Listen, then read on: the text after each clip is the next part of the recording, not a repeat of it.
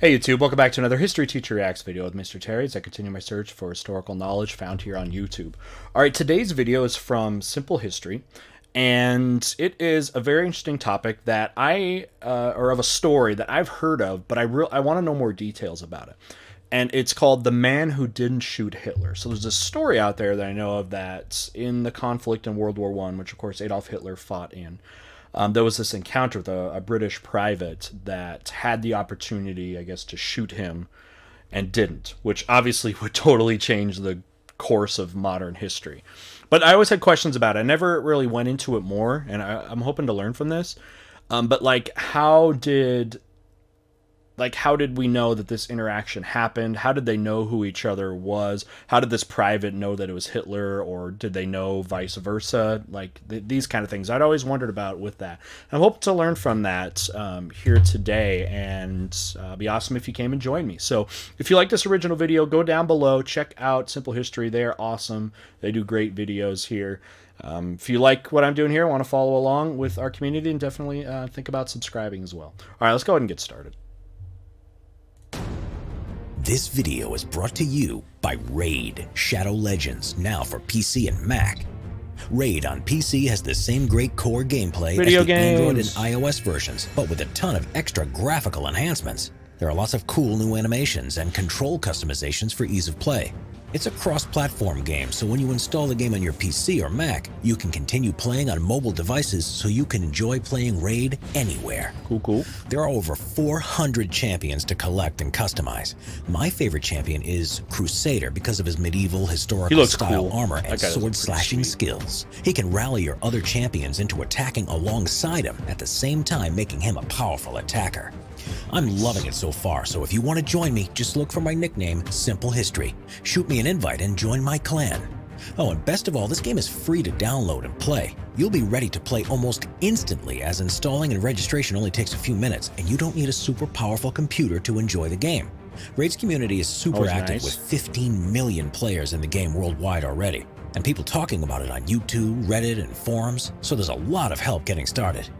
You can start playing right now by hitting the link in the description below. Make sure to do it there to get 50,000 free silver and a free epic champion as part of the new player program.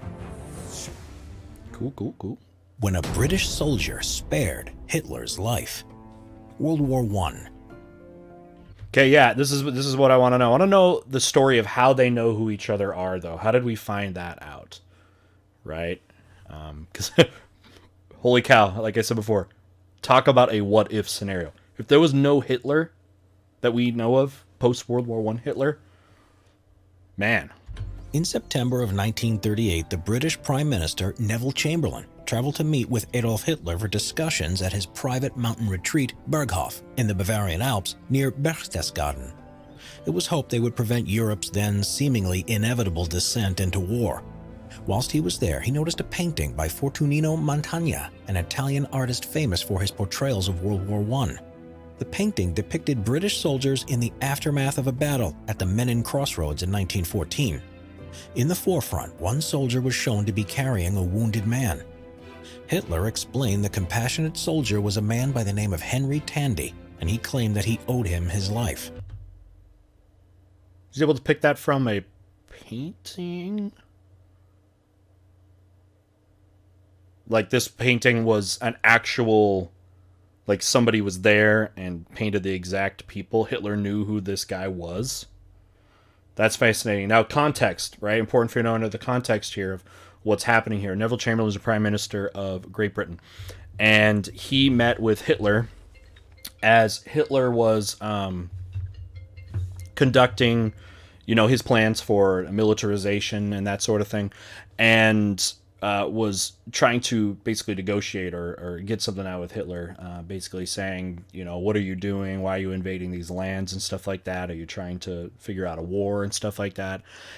And ends up coming out of it what they thought was supposed to be a peace agreement. Now we find out that's not true because Hitler made all these promises of things he would not do and ends up doing them right away. But yeah, that by the way, that meeting was the only time that Hitler will actually meet with an Allied leader. Was that time. After that, no more of that. Okay, so how did Hitler point this out, though? 20 years beforehand, on September 28, 1918, at the end of a day of horrific fighting at Marcoing in northern France, a wounded and weary Hitler, then a lance corporal, had wandered out of the battle and straight into Private Tandy's sights. Tandy raised his gun and took aim, but was unable to shoot at the wounded man and instead let him go. The Führer proclaimed, "That man came so near to killing me that I thought I should never see Germany again. Providence saved me from such a devilish accurate fire." Take the shot! That's what everyone's screaming, as millions scream, right? As those English boys were aiming at us. Hitler later saw the newspaper article depicting Tandy receiving a medal and was able to put a name to the face of the man who he believed had saved him. Much later, when he learned about the Montaigne's painting, which had been commissioned in 1923 by Tandy's regiment, the Green Howards, Hitler requested a copy and obtained it in 1937. So he's like super grateful for this guy. He's actually being compassionate. He saved his life. Doesn't show any compassion, obviously, for the his military decisions afterwards with the British, but that's amazing. Okay, so this is how he found him. He saw him published in a paper and thought that that was him. They must have been close enough, I guess, in no man's land or whatever, to be able to point out and get those facial things. I don't know, maybe if you have someone with a rifle to your face, you tend to remember them, right? So, interesting. Okay, so that's how he found him, supposedly. I want to know if he ever approached him, if he's ever actually talked to him. After explaining the incident to Chamberlain, Hitler asked if he would kindly contact Tandy when he returned to the UK to thank him for his merciful act of kindness. Whether or not Hitler's account of this meeting with Tandy is accurate is still debated by historians. There's no evidence that Chamberlain attempted to contact Tandy, and it's not been possible to confirm whether Hitler even fought at Marcoing on the day in question. Because I want to know, what if you're this Tandy guy and you find out, like, okay, so, especially later on, okay, you find out some buddy of yours from the war is like, dude, remember when you spared that one guy's life out in no man's land? That was Hitler, dude. That was the guy you saved, and you find out afterwards, you know, what had happened there. Like, whoa. Especially since, according to papers at the Bavarian State Archive, Hitler had been on leave between the 25th and 27th of September 1918. Okay. One thing that is known for certain, though, is that Private Henry Tandy was a real British soldier. In fact, he was the most decorated British private in World War I, and he led a life well worth remembering regardless of the veracity of the Hitler incident. Dr. David Johnson, Tandy's biographer, said about Hitler's claim, if he was going to have his life spared by a British soldier, who better than a famous war hero who had won a Victoria Cross and a Distinguished Conduct Medal in a matter of weeks? Okay. If you're going to get defeated, or I don't know if you call it defeat, then you might as well get defeated by the best, right? Okay. With his godlike self-perception, the story added to Hitler's own myth that he had been spared for something greater, that he was somehow chosen. His story embellished his reputation nicely. Tandy was born in 1891 in Warwickshire, the son of a former soldier. He enlisted in the army himself in August 1910 when he joined up with the Green Howards Regiment. He spent the next few years serving in Guernsey and South Africa, meaning that he already had extensive experience as a soldier by the time World War I broke out in 1914. Which isn't necessarily common, right? I mean, so many people were very young in that war. That you have smaller conflicts that preceded it, but obviously nothing to the scale of World War I. That's unlike anything anyone would ever experience. At least some of the people that fought in World War II that might have fought in World War I had some kind of experience about large total war, but going into World War I, it was so different than basically any other war ever fought, because it introduced new technologies and the new scale of the war, and a lot of the unpredictability of it was very, very new. He fought at several of the most infamous battles of the Great War, including Ypres, the Somme, and Passchendaele.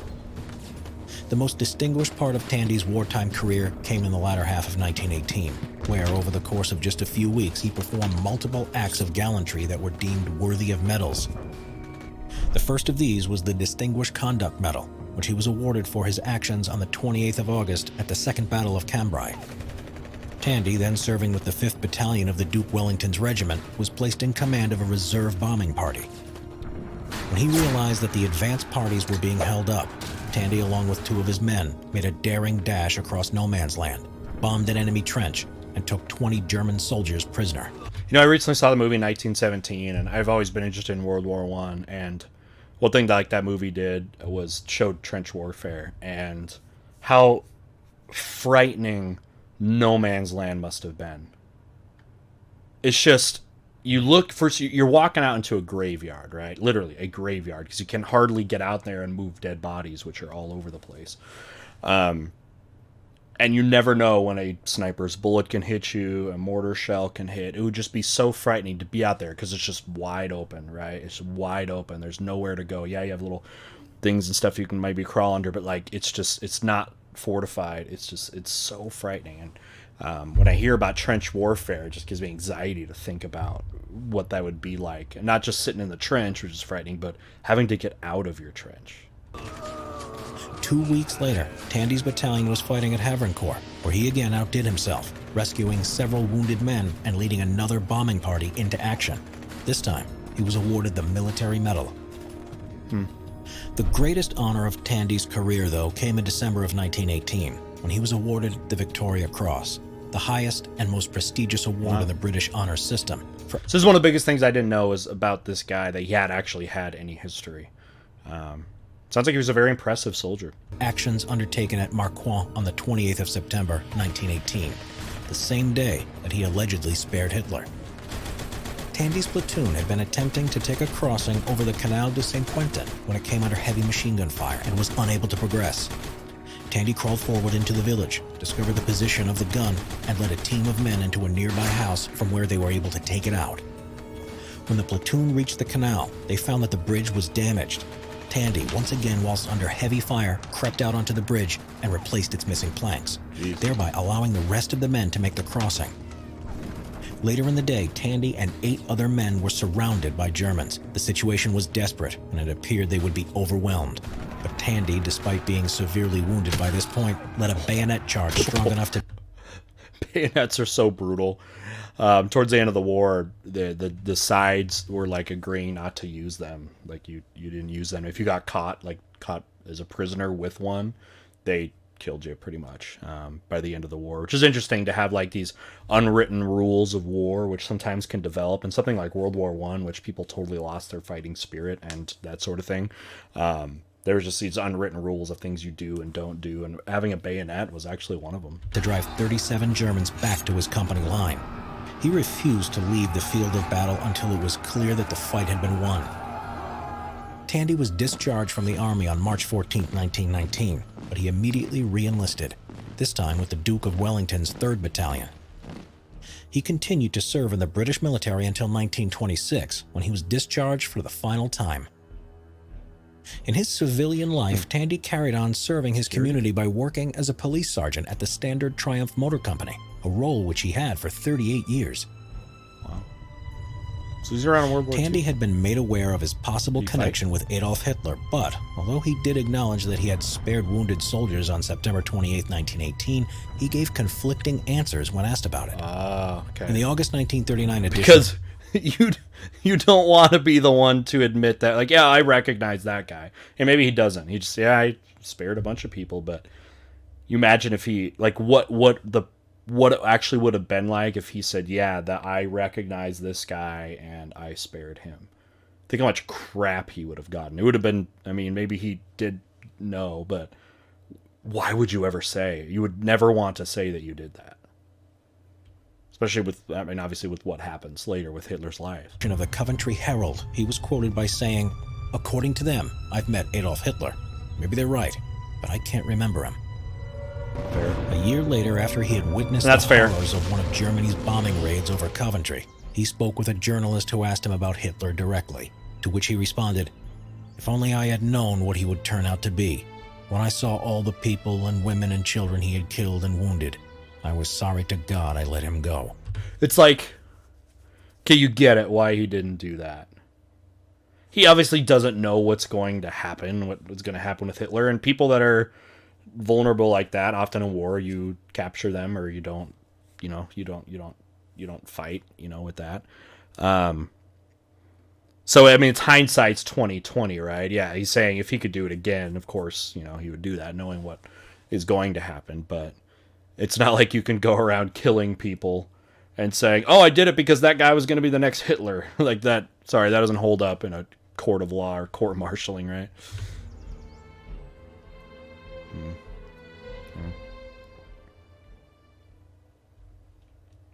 Ooh, what are these videos? Sniper decoys, dummy heads. It was one of that with you know, with like trench warfare, right? Because you have this idea that you are being spied on, you know, or whatever. You're seen by the other trench with, you know, either some kind of scope or something like that, and you know, poke your helmet up there to see if they come shoot at you. A dummy head. I'm just looking at the thumbnails there. Yeah, assassination Archduke Franz Ferdinand. Man, there's so many cool history videos on the internet. So many in so little time. Well, anyways, this was awesome. It answered basically my questions that I really wanted to know, because the story was, I mean, it's such a big thing, but could easily have been fabricated. And we still, I mean, obviously it's not a total confirmation that this had happened, but Hitler thinks he saw the guy, which would make sense. You would know who saves your life if you were especially close with them and could recognize him that way. But also, Private Tandy, he also said that there were people that I spared that day. So it seems like it was a very plausible story, right? A very plausible story that way, which just makes it more interesting because of the alternative history perspective of what would things have been like if Adolf Hitler was just one of the many millions of people that died in World War One. Would the future look anything like it did? Would there be, and this I guess could be a question we could ask ourselves and talk about, which is, would there have been a Hitler-like character anyways?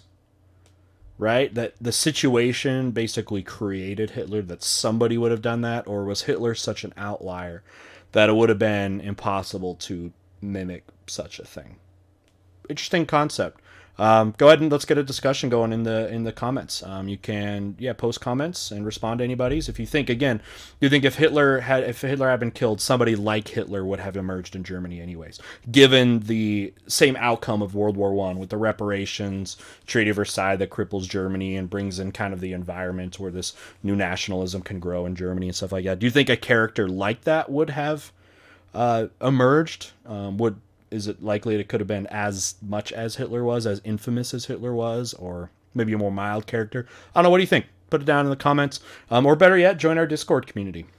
Links down below. You can join our Discord community, which has over 4,500 people, and a lot of places and topics that you can get talking with other history like-minded fans out there. So definitely would encourage you to do that. All right, this video was great. This channel is awesome. Go down below and make sure you give them a like and subscribe to them. Make sure they get their dues over there. Love to have you as a sub on my channel. Be sure to enable notifications so you can come join us for live premieres and live streams and be a more active part of our community.